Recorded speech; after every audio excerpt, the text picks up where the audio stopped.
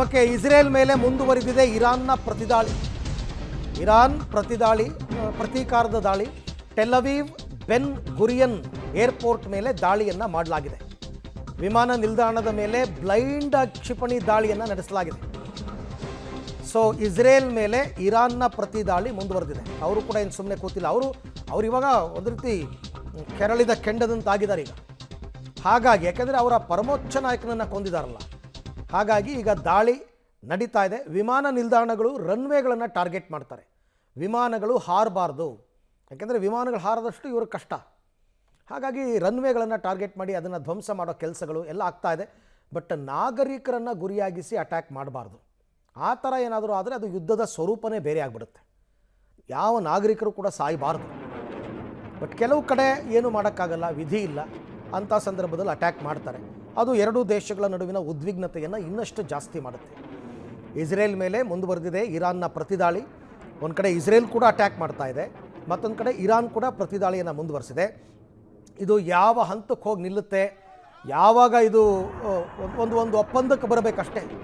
ಈಗ ಹೆಂಗೆ ಆಪರೇಷನ್ ಸಿಂಧೂರ್ ಸಂದರ್ಭದಲ್ಲಿ ಅವರು ಕದನ ವಿರಾಮ ಕೇಳ್ಕೊಂಡು ಬಂದರು ಪಾಕಿಸ್ತಾನದವರು, ಅದೇ ರೀತಿ ಆಗಬೇಕಿಲ್ಲಿ. ಯಾರಾದರೂ ಮಧ್ಯಸ್ಥಿಕೆ ವಹಿಸಬೇಕು ಅಥವಾ ಅವ್ರ ಉದ್ದೇಶ ಈಡೇರಬೇಕು. ಒಂದಂತೂ ಖಮೇನಿಯನ್ನು ಮುಗಿಸ್ಬೇಕು ಅಂತ ಅಂದ್ಕೊಂಡಿದ್ರು, ಆಯಿತು. ಈಗ ಅಲ್ಲೊಂದು ಸರ್ಕಾರ ಸ್ಥಾಪನೆ ಆಗಬೇಕಾಗತ್ತೆ. ರಬ್ಬರ್ ಸ್ಟ್ಯಾಂಪ್ ಸರ್ಕಾರ, ಅಮೇರಿಕ ಹೇಳ್ದಂಗೆ ಕೇಳಬೇಕು. ಆಮೇಲೆ ನಾವು ಆ ಪರಮಾಣು ಅಸ್ತ್ರಗಳನ್ನು ಹೊಂದಲ್ಲ ಅಂತ ಅವರು ಒಪ್ಪಂದಕ್ಕೆ ಬರಬೇಕು. ಆಗ ಅದು ನಿಲ್ಬೋದು. ಇನ್ನು ಖಮೇನಿ ಹತ್ಯೆಗೆ ಮಿತ್ರ ರಾಷ್ಟ್ರ ರಷ್ಯಾ ಖಂಡಿಸಿದೆ. ಇಸ್ರೇಲ್ ಅಮೇರಿಕ ದಾಳಿಯನ್ನು ಪುಟಿನ್ ಖಂಡಿಸಿದ್ದಾರೆ. ತಪ್ಪು ನೀವು ಮಾಡಿರೋದು ಅಂತ. ಖಮೇನಿ ಹತ್ಯೆಗೆ ರಷ್ಯಾ ಆಗಲಿ ಚೀನಾ ಆಗಲಿ ಎರಡೂ ರಾಷ್ಟ್ರಗಳು ಖಂಡಿಸಿವೆ. ಚೀನಾದವರಂತೂ ನಾವು ಬೇಕಾದರೆ ಶಸ್ತ್ರಾಸ್ತ್ರ ಒದಗಿಸ್ತೀವಿ ಅಂತಲೂ ಹೇಳಿದ್ದಾರೆ.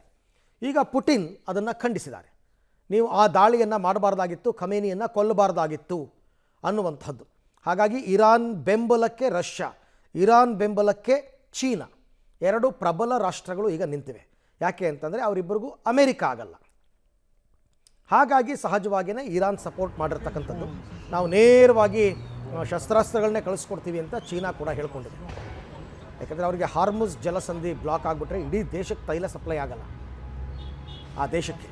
ಹಾಗಾಗಿ ಅವರು ಕೂಡ ನಾವು ಸಪೋರ್ಟ್ ಮಾಡ್ತೀವಿ ಅಂತ ಹೇಳಿದ್ದಾರೆ. ಬಟ್ ಪರಿಸ್ಥಿತಿಗಳನ್ನ ನೋಡ್ತಾ ಇದ್ದೀರಾ, ಎಷ್ಟು ದೃಶ್ಯಗಳು ಗೊತ್ತಾ ನಿಮಗೆ ನೋಡ್ತಾ ಇರೋದು? 1, 2, 3 ಯುದ್ಧದ ಸನ್ನಿವೇಶಗಳು ಹೇಗಾಗಿದೆ, ಜನ ಎಷ್ಟು ಭಯಭೀತರಾಗಿದ್ದಾರೆ, ಯಾವ್ಯಾವ ಕಟ್ಟಡಗಳು ಹೇಗೆ ಧ್ವಂಸಗೊಂಡಿವೆ, ಹೆಂಗೆ ಹಾಳಾಗಿದೆ, ಎಲ್ಲವನ್ನು ಗಮನಿಸ್ತಾ ಇದ್ದೀರಿ. ಇದು ಇರಾನ್ನಲ್ಲೂ ಹೌದು, ಇಸ್ರೇಲ್ನಲ್ಲೂ ಹೌದು. ಎರಡೂ ಕಡೆಯಲ್ಲಿ ಹೀಗೆ ಇದೆ ಪರಿಸ್ಥಿತಿ. ಇದರ ಜೊತೆಗೆ ಇರಾನ್ಗೆ ಈಗ ಹೌತಿ ಉಗ್ರರು ಅಥವಾ ಹೆಜ್ಬುಲ್ಲಾಗಳು, ಹಮಾಸ್ ಉಗ್ರರು ಎಲ್ಲರೂ ಕೂಡ ಸಪೋರ್ಟ್ ಮಾಡ್ತಾರೆ ಸಹಜವಾಗೇ.